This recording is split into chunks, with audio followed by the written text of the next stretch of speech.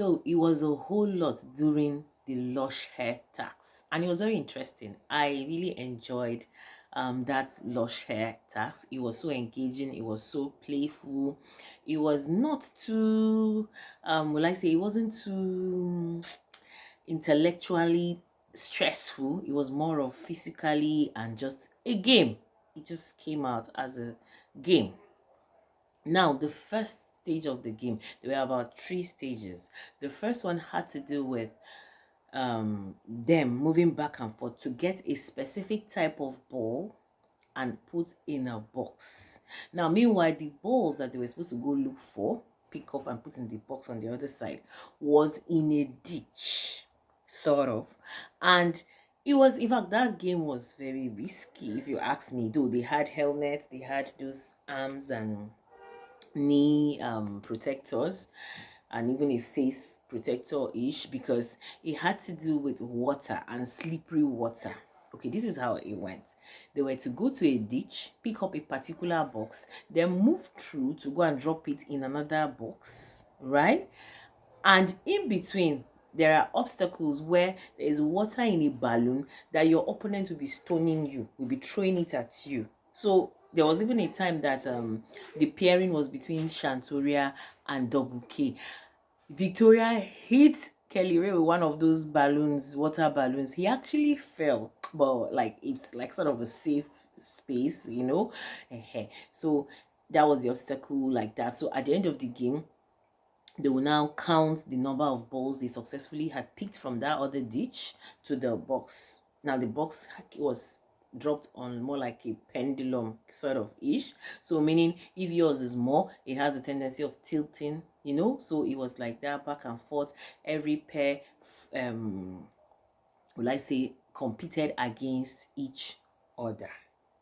And that was the first round over. Meanwhile, our favorite twins in the house, Wani, ex-Hani, were the game's mistresses. So they did a lot. Honestly, it was those girls. They really tried. It was a whole lot, because the ones responsible for when the game is over, they were to come back and put everything together, count the balls, let Big Brother know the number of the balls, pack them back to the ditch, then mix them up again, because there were so many balls inside the ditch, small ones as well, plenty. Then mix them up, because you're supposed to go and dig it out and get it and then go and drop it, you understand? Then put everything back together. The job of a game mistresses.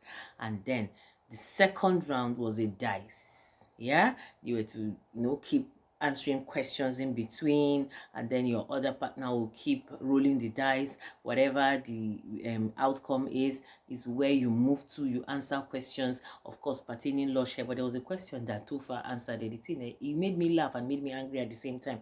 Suj asked him the question when he picked the question card. Suj asked him that after using the Lush hair relaxer, what do you do? So there were options. There's condition, there's styling, there's what again, then there's washing.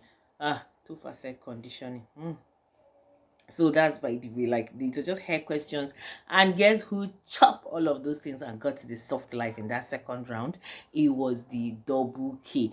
Am I surprised? I wasn't surprised, because of course Cassia is actually a hairstylist. She's into beauty, so she chopped all the questions. Of course, those were things that she is very, very familiar with.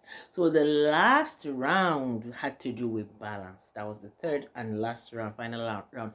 It had to do with balancing balls on a lava. I'll call that in lava, because it's when you're physics inclined, you would understand what I mean by it was a lava. So you had to be very stable. You had to more like practice balance, where the load is, move, where you can.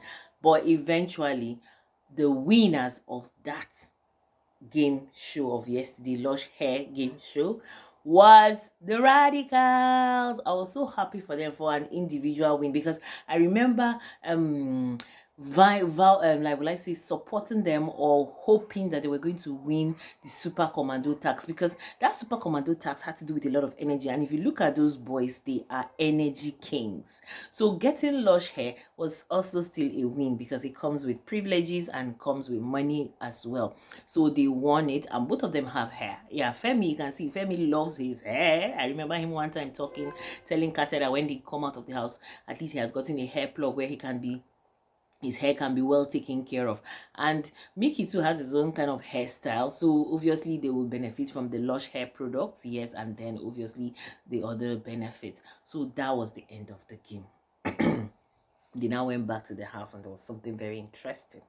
So some of the guys were in the gym, and there were about 4 guys in the gym. The twins, the Mbadiwe twins were there, then Tofa was there, and then Kelly Ray was there, which Kelly Ray didn't really take part in the conversation. If you notice, Kelly Ray and the Mbadiwe twins, they're not really best of.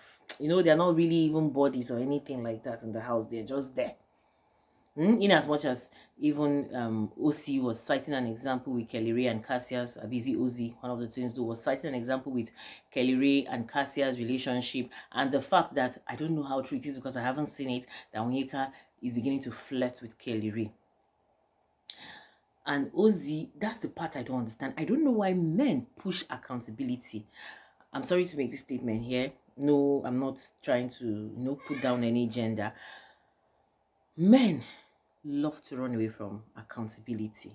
For instance, there's a situation where both a male and a female, will I use the word, is the audacity or the lack of accountability, because most of the time men want us women to take accountability by all means, but when it comes to accountability, they shift. Now, the part that even surprised me the most was the fact that he is waiting for Onyeka to be the one to come and meet him for them to have a conversation. That Onyeka, now he was literally trying to say Onyeka is trying to scatter his relationship outside, that when his girlfriend outside comes and see him trending online, like, he's not trying to make it look like Onyeka is spoiling things for him. But even if Onyeka is spoiling things for you, you gave her the grounds. You gave her the basics of those tools you gave to Onyeka to pry into your affairs was lack of boundaries. You let this girl on. See, me, I keep saying it. I have watched Ozee. In fact, I was one of those people that was even rooting for that ship. I was just waiting to actually cut the long story short. I just see Ozee as a man who created a situation that right now he's trying to look for a way to get out of the situation, and in the midst of trying to get out of the situation, he is looking for who to blame. He is looking, in fact, he is not seeing any of his faults. In fact, at some point when he was talking, it was looking like he was feeling like Onyeka is doing something to him. Where he's feeling that Onyeka is hurting him. And the fact that she still keeps going to have conversation with people. And Ozee is funny. Whether he likes it or not, we saw what we saw. Ozee led this girl on to a point that even her sister, I don't know, Chizoba too, was having one, I don't know, for her too, delusion, or one assumption that Ozee and her sister were automatically going into a ship. I remember in the kitchen when Ozee planted a peck, I won't call that in a kiss, on Onyeka's lips. The way Chizoba was so happy as if they won a lottery. Me, Ozee comes off like a guy that you guys will be together. I don't know him from outside, but just what he portrayed, it could still be content. But for me, I see Ozee as this guy that led a particular girl on just because he could not get the main girl he wanted, which for me happens to be Victoria. So the moment he was able to worm his way into Victoria's space, he discarded Onyeka, and he expected Onyeka to understand because they are just besties. Now that you're looking for a conversation from Onyeka, you should have had that conversation since with Onyeka by yourself. And I don't know why he's waiting for Onyeka to come to him for a conversation. Why don't he go to Onyeka for a conversation? Although Ozee sort of like say was giving him an advice that comes off more like a damage control that he is. I don't know the damage he is feeling Onyeka has created for him. So his twin brother Ozee was now trying to give him sort of a solution to that situation, whereby when he goes to the diary room, because it's his guilty conscience that is disturbing him. He doesn't know what Onyeka is discussing with all those people, because he said he saw Onyeka discussing with Nelly, he saw her discussing with Victoria, he saw her discussing with Suj. So he just, in his head, he thinks that Onyeka is peddling certain things. And so Ozee now told him, if you think she's peddling certain things, then when you have your diary session with Big Brother later in the day, you now put your own story out there, put your own explanation out there. Either it's going to contradict her own, or it's going to align with her own, or it's going to give better understanding. But what we, the viewers, we saw, we know what we saw. Meanwhile, let's talk further about this case in a live stream. Thank you so much and hope to see you in another video. Bye.